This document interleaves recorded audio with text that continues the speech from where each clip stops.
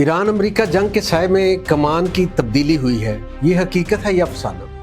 नाज़रीन, आज के व्लॉग में हम एक नहायत हसास और चौंका देने वाली पेशरफ्त का जायज़ा लेने जा रहे हैं। मशरिक़ी वस्ता में ईरान और अमेरिका के दरमियान बढ़ती हुई कशीदगी और इस कशीदगी के नतीजे में जो कैफियत हुई, इसमें डोनाल्ड ट्रंप जो हैं अमेरिका के प्रेसिडेंट, उन्होंने अमेरिकी फ़ौजी क़यादत में बड़ी तब्दीलियाँ कर दी हैं।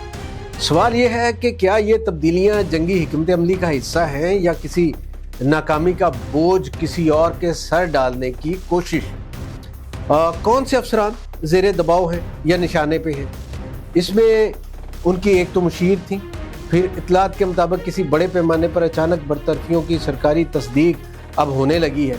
लेकिन जिन शख्सियत पर दबाव या पॉलिसी के इख्तलाफात की खबरें गर्दिश कर रही हैं, इनमें Charles Q brown junior, America की मुसल्लह अफवाज के सबसे बड़े फौजी मुशीर, इसी तरह लॉयड ऑस्टिन, इजराइल और प्रॉक्सी नेटवर्क्स का मुकाबला, इसराइल और खलीजी इत्तेहादियों के साथ कोऑर्डिनेशन, जंग को महदूद रखना या बढ़ने से रोकना, ये इनके फ़राइज़ में शामिल था। यानी ये जंग नहीं संभाल रहे थे, बल्कि जंग को फैलने से रोकने की जिम्मेदारी भी इन्हीं पे थी। और ये सारे मकासद में ट्रंप समझते हैं कि ये नाकाम हुए और ये अहदाफ हासिल नहीं हो सके।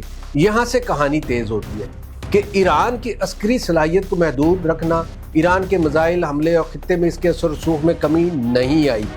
जंग को महदूद रखना, कशीदगी कम होने की बजाय जंग फैलती जा रही है।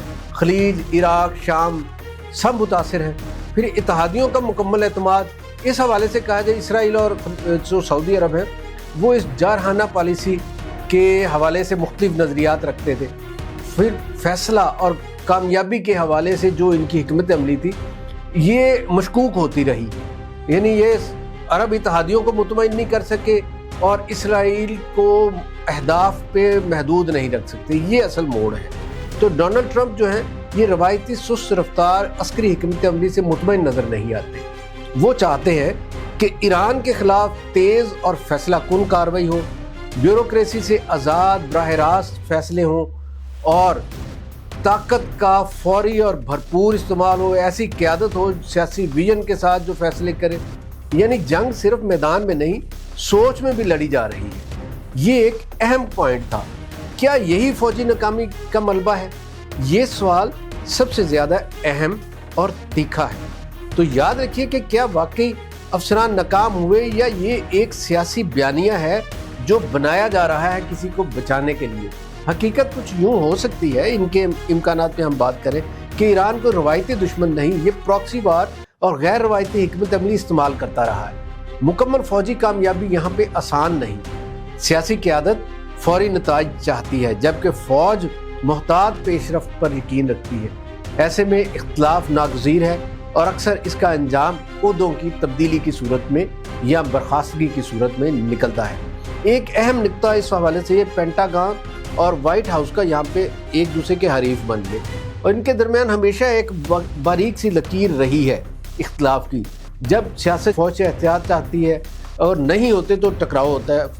और इस जंग को मज़ीद ईरान ने नुमायाँ कर दिया अपनी मुज़ाहमत की वजह से। और दुनिया के लिए इसमें पैगाम क्या है?